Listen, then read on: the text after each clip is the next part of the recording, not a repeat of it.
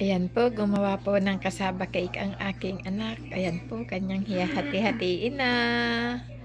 Ayan po, yummy yummy yan. Yan, na-miss ko talaga yan sa Pinas ganyang luto. Wow. Yan po. Yummy. 2 oras mo yan niluluto. Opo. Ito po palang ganito kakapal ay 2 oras niluto ng aking anak. Matagal-tagal. Ano ba yun? Paano ko ba siya? And then? Wow, yummy yummy. Yun. Yun. Wow, yummy. Ito yung gusto ko dito yung mga, yung crunchy yung gilid. Yung ganito.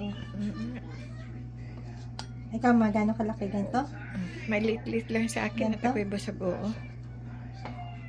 Wow. Wow, sarap. Parang nasa Pinas lang po kami. Next. Yummy, yummy. Yeah.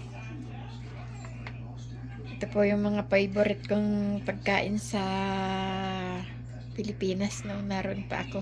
Quezon. Yan.